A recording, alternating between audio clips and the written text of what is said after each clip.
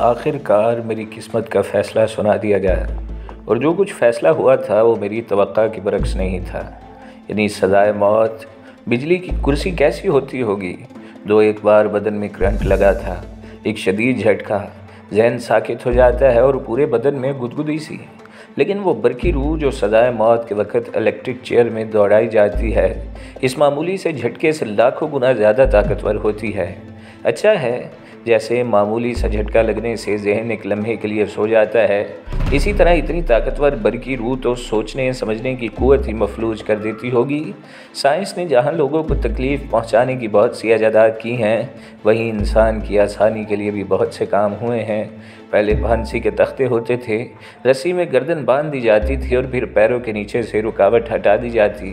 بڑی تکلیف ہوتی ہوگی، لیکن اب مرنے میں بڑی آسانیاں ہو گئی ہیں۔ کرسی پر بٹھاؤ، بٹن آن کرو اور پلک جھپکتے میں کوئلے کے ڈھیر کے علاوہ اور کچھ باقی نہ رہ جائے۔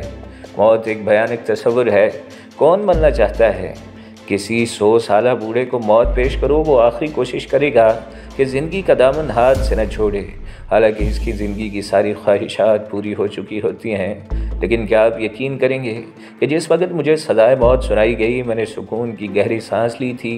بعض اوقات انسان کی زندگی اس نہج پر پہنچ جاتی ہے جہاں وہ خود زندہ نہیں رہتا، بلکہ ایک مقصد اس کی رگوں میں خون بن کر دوڑتا رہتا ہے۔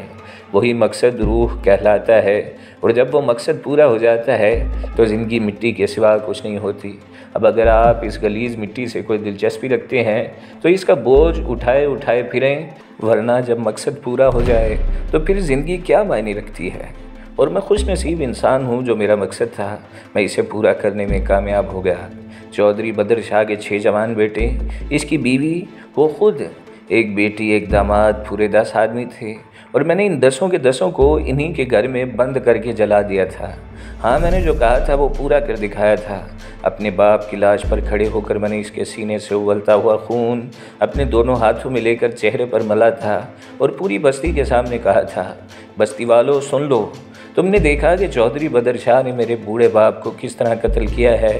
خدا کی قسم، حکومت چودھری بدر شاہ کو اس سلسلے میں کوئی سزا دے یا نہ دے، میں اس کے خاندان کو نیست و نابود کر دوں گا۔ میں چودھری بدر شاہ کی نسل کو آگے نہیں بڑھنے دوں گا۔ سنو بستی والوں، میں جا رہا ہوں، تم میں سے کسی کی جرت ہو تو میرے باپ کو کفن پہنا دینا، نہیں تو اس کی لاش کی تقدیر میں جو بھی ہو۔ میری زندگی کا اب صرف ایک مقصد ہے۔ اور پھر برسات کی ایک رات 3 دن تک بارش لگاتار برسنے کے بعد تھوڑی دیر کے لیے رکی تو بستی والوں نے دیکھا کہ چودھری بدر شاہ کی حویلی شعلوں میں گری ہوئی تھی۔ اس کی اور اس کے اہل خانہ کی دردناک چیخیں رات کے سناٹے میں دور دور تک گونج رہی تھیں، اور جب بستی کے ہمدرد لوگ حویلی کی طرف دوڑے تو سنسناتی گولیوں نے ان کا استقبال کیا، اور رات کے سناٹے میں گونجنے والی آواز میری ہی تو تھی، بستی والوں، میں آصف خان تم سے مخاطب ہوں، طارق خان کا بیٹا، جس کی لاش میں تمہارے حوالے کر گیا تھا۔ آج میں اپنے باپ کا انتقام لے رہا ہوں، میرے نزدیک آؤ، میں نہیں چاہتا کہ کسی اور کو نقصان پہنچے۔ ہاں، اگر تم چودھری بدر شاہ سے وفاداری کا اظہار چاہتے ہو تو وہ رات گزر جانے دو، ان جسموں کو خاکستر ہو جانے دو، صبح کو ان کی جلی ہوئی لاشوں کے ساتھ میں بھی تمہیں ملوں گا۔ اور وہی ہوا جو میں نے کہا تھا۔ میں نے انتہائی پرامن انداز میں خود کو بستی والوں کے سپرد کر دیا، اور بستی والوں نے مجھے پولیس کے سپرد۔ بات وہی ہوئی نا، یعنی مقصد باپ کی موت کے بعد میں نے قسم کھائی تھی، اور قسم کھاتے وقت مجھے پورا احساس تھا کہ جو کچھ میں کرنے جا رہا ہوں اس کا نتیجہ کیا ہوگا۔ تو میں نے سوچ لیا کہ چودھری بدر شاہ نے صرف میرے باپ کو قتل نہیں کیا، بلکہ مجھے بھی مار دیا ہے، کیونکہ اب میں بھی زندہ نہ تھا۔ صرف ایک مقصد زندہ تھا، اور جب وہ پورا ہو جائے تو باقی کیا رہ جاتا ہے؟ صرف مٹی کا ڈھیر۔ تو پولیس نے اس مٹی کے ڈھیر کے ساتھ جو سلوک کیا وہ نہ مجھے یاد ہے اور نہ ہی یاد رکھنا چاہتا ہوں۔ پولیس افسر بھی حیران تھے کہ کس سرپھرے سے پالا پڑ گیا ہے۔ بستی والوں کی بھلا کیا مجال تھی کہ میری ہمدردی کرتے؟ حکومت نے ہی میرے لیے وکیل صفائی مقرر کر دیا تھا، اور وہ بیچارہ بھی مجھ سے عاجز آ گیا، کیونکہ جو کچھ وہ مجھ سے کہتا میں اس کو الٹا ہی کرتا۔ نہایت آسانی سے میں نے اپنے لیے سزائے موت کی راہ ہموار کر لی، اور مجھے موت کی سزا دی گئی۔ یہ چند روز عجیب و غریب احساسات کے روز تھے، نہ جانے کیا کیا خیالات میرے ذہن میں آتے۔ لوگ کہتے ہیں کہ موت کے وقت کا کوئی تعین نہیں، لیکن میں کہتا ہوں کہ مجھے اپنی موت کے وقت معلوم ہے۔ آج سے 4 دن بعد 6:15 بجے مجھے سزائے موت سنا دی جائے گی۔ کیسے مزے کی بات ہے، مجھے اپنی موت کا وقت معلوم ہے، ساری روایتیں جھوٹی ہو جاتی ہیں۔ لیکن صاحب کو کیا کہا جا سکتا ہے، روایتوں کا قیام بہرحال کوئی معنی ضرور رکھتا ہے، اور بعض اوقات انسان جو خود کو بہت زیادہ ذہین سمجھنے لگتا ہے بری طرح چوٹ کھاتا ہے۔ سو یہی میرے ساتھ ہوا۔ غالباً میری موت میں صرف 18 گھنٹے باقی رہ گئے تھے۔ مجھے ایک ایسی کوٹری میں بند کیا گیا تھا جہاں سزائے موت کے قیدی رکھے جاتے ہیں۔ تنگ و تاریک کوٹری، موت کے انتظار کا کوئی مونس نہیں ہوتا، ایک قبر کی مانند، اور میں خود منکر تھا اور خود ہی نکیر۔ اپنا حساب آپ لے رہا تھا، زندگی میں کیا کھویا ہے، کیا پایا ہے، کس پر ظلم کیا ہے اور کس کے ساتھ نیکی۔ نیکی اور بدی کا فیصلہ ہونے میں اب کتنی دیر باقی رہ گئی ہے؟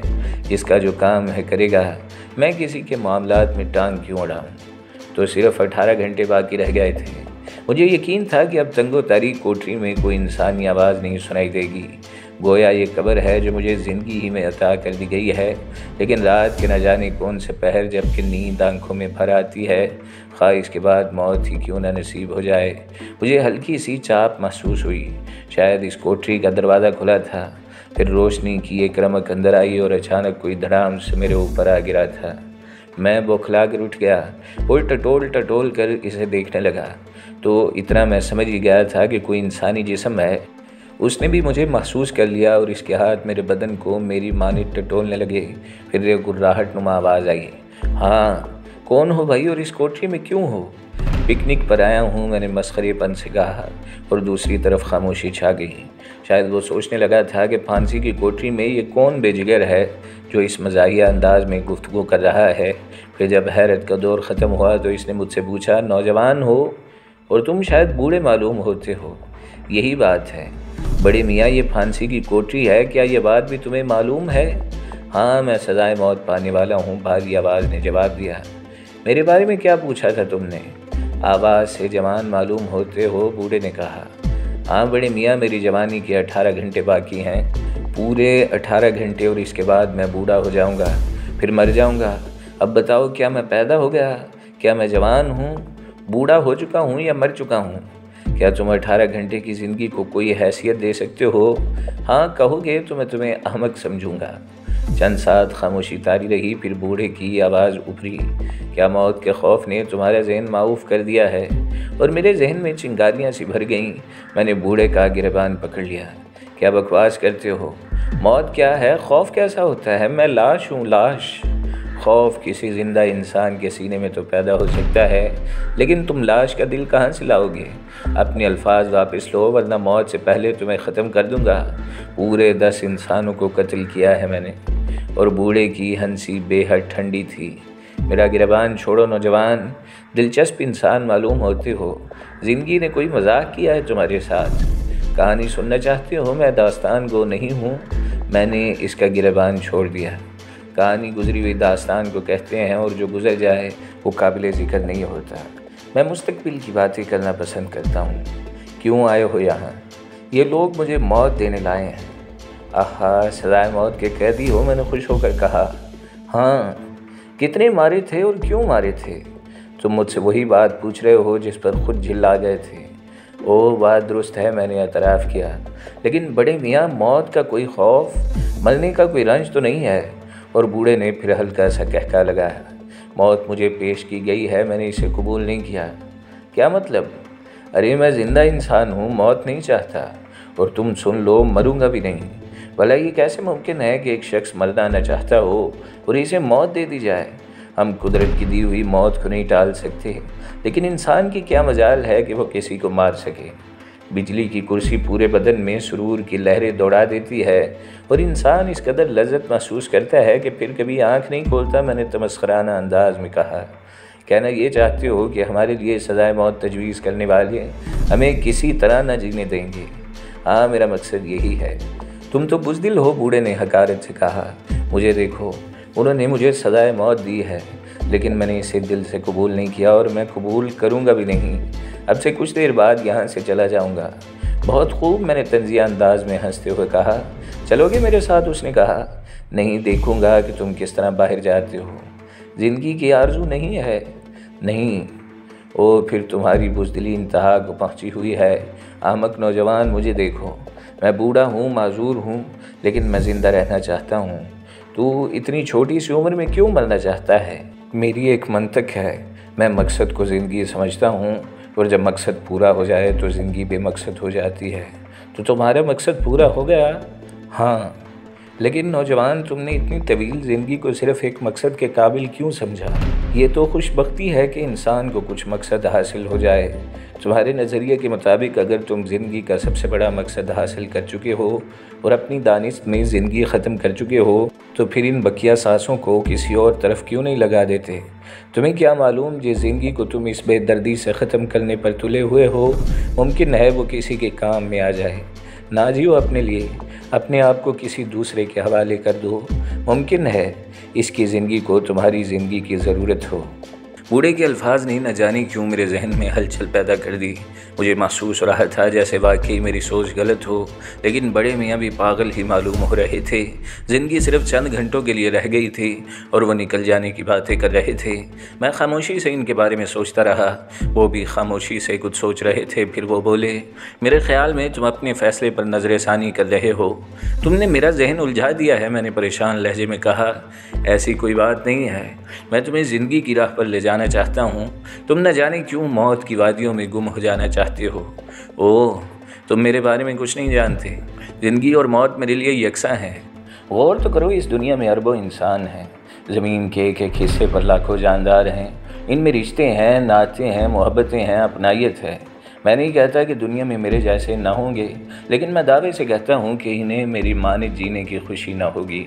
میری زندگی سے کسی کو کوئی دلچسپی نہیں ہے۔ میں مر جاؤں گا تو کوئی آنسو نہیں بہائے گا۔ ایسے بے مقصد انسان کو کیوں جینا چاہیے؟ مرنا بھی نہیں چاہیے۔ تم اپنے لیے کیوں جیتے ہو؟ میں نے کہا نا، تمہاری زندگی اگر کسی کے کام آ جائے تو یہ کتنی خوشی کی بات ہے۔ کیوں آ جائے جب کوئی مجھ سے ہمدردی نہیں رکھتا؟ ساری دنیا میرے لیے اجنبی ہے، تو میں ان اجنبیوں سے محبت کیوں کروں؟ کیوں کسی کے لیے اپنی زندگی کو وقف کر دوں؟ ان سے تو انتقام لینے کا بہترین طریقہ یہی ہے کہ خود کو فنا کر دیا جائے۔ تب بوڑھے کا ہاتھ میرے ہاتھ میں آ گیا۔ اس کے انداز میں بڑی محبت تھی، بڑی اپنائیت تھی۔ ٹوٹے ہوئے معلوم ہوتے ہو، بڑی توڑ پھوڑ ہوئی ہے تمہاری شخصیت میں۔ نہ جانے کون سنگ دل تھا جس نے تمہیں زندگی سے اتنی دور دھکیل دیا ہے۔ بہرحال میں چاہتا ہوں کہ تم زندہ رہو۔ یوں سمجھو میں ایک خود غرض انسان ہوں اور اپنے لیے تمہاری زندگی چاہتا ہوں۔ لیکن میرے بزرگ، ہم دونوں سزائے موت کے مجرم ہیں، جیل کی کوٹری میں ہیں، اور تم اس طرح باتیں کر رہے ہو جیسے اپنی کوٹھی کے ڈرائنگ روم میں بیٹھے ہوں۔ یہاں سے نکلو گے کس طرح؟ بہت آسانی سے۔ بات یہ ہے کہ میں ابھی زندگی چاہتا ہوں۔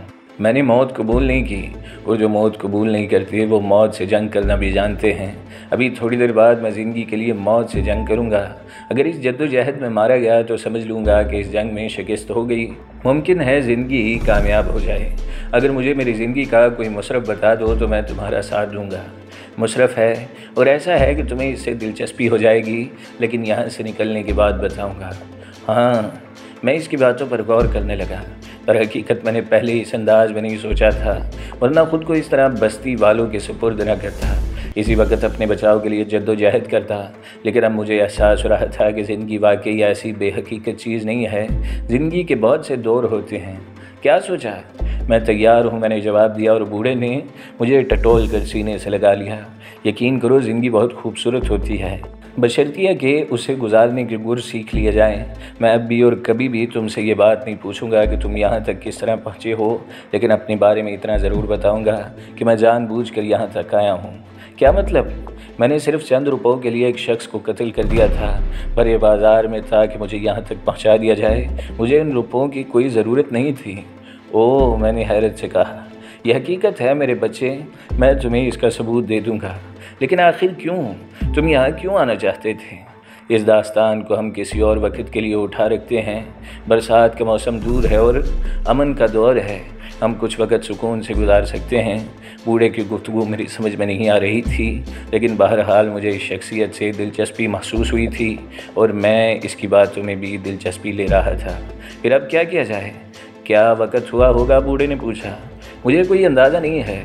اوہ، کیا یہاں بہت تاریکی ہے؟ تمہیں کیا محسوس ہو رہا ہے؟ میں نے مزاح خیز انداز میں پوچھا۔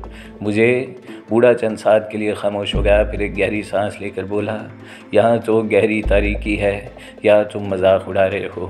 کیا مطلب؟ میں نے متحیرانہ انداز میں کہا۔ میں اندھا ہوں، بوڑھے نے جواب دیا، اور میرے ذہن کو ایک شدید جھٹکا لگا۔ اب تک کی گفتگو سے کہیں یہ احساس نہیں ہوا کہ بوڑھا اندھا بھی ہے۔ میری خاموشی سے ہی بوڑھے نے اندازہ لگا لیا کہ میں ابھی اس بات سے لا علم ہوں۔ چنانچہ اس نے گردن ہلاتے ہوئے کہا، مجھے یقین ہے اس وقت گہری تاریکی ہے اور تم میری صورت نہیں دیکھ پائے۔ ہاں یہ حقیقت ہے، لیکن محترم دوست، کیا تمہاری ساری باتیں ناقابل فہم نہیں ہیں؟ تم اندھے بھی ہو، تم نے قتل بھی کیا ہے، اور تم یہاں سے نکل جانے کی باتیں بھی کرتے ہو۔ بلا شبہ تمہیں میری باتیں حیرت انگیز محسوس ہو رہی ہوں گی، لیکن میرے پیارے بیٹے، کچھ عرصے کے لیے اپنے تجسس کی آنکھ کو بند کر لو اور صرف میری ہدایت پر عمل کرو۔ میرا خیال ہے بہت مختصر وقت میں تمہیں میرے بارے میں معلوم ہو جائے گا۔ بوڑھے کے لہجے میں عاجزی تھی اور میں کسی سوچ میں گم ہو گیا تھا۔ اب تک میں نے صرف جذباتی انداز میں سوچا تھا۔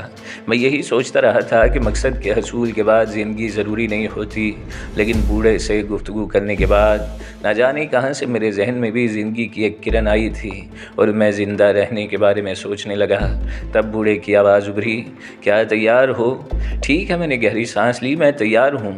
بہت خوب، مجھے خوشی ہے کہ میں نے تمہیں زندگی کی اہمیت سے آشنا کر دیا۔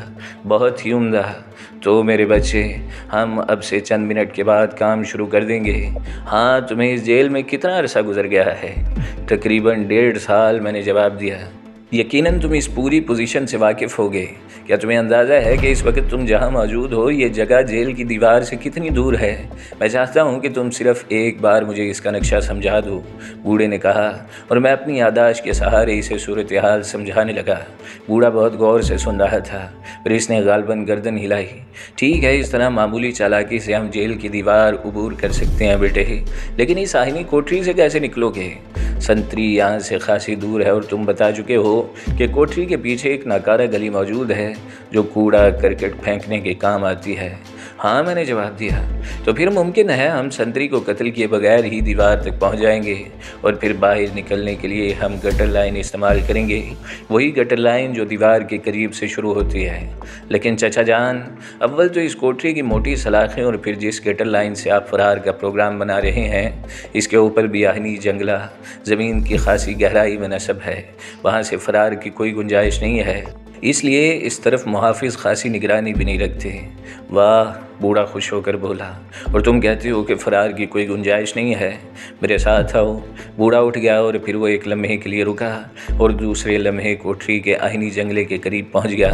میں متحیرانہ انداز میں اس کے سائے کو دیکھتا رہا اور پھر میں بھی اس کے پیچھے پیچھے جنگلے تک پہنچ گیا۔ تب میں نے محسوس کیا کہ کچھ ہو رہا ہے۔ تاریکی کی کسی حد تک آدھی آنکھوں نے اس کے چوڑے سائے کو محسوس کیا تھا، اور پھر کچھ اور بھی محسوس ہوا۔ اس کے بعد بوڑھے کی طویل سانس ابھری۔ آؤ، اس نے کہا، اور میں نے محسوس کیا کہ وہ باہر نکل گیا۔ میں بھی متحیرانہ انداز میں جنگلے کو ٹٹولنے لگا اور پھر مجھے سلاخوں کے درمیان کافی چوڑا خلا نظر آیا، اتنا چوڑا کہ میں آسانی سے اس سے نکل گیا۔ اب نہ جانے کیوں مجھے بوڑھے کی شخصیت پر کسی قدر اعتبار آنے لگا تھا۔ میں محسوس کر رہا تھا کہ شاید ہم فرار ہونے میں کامیاب ہو جائیں۔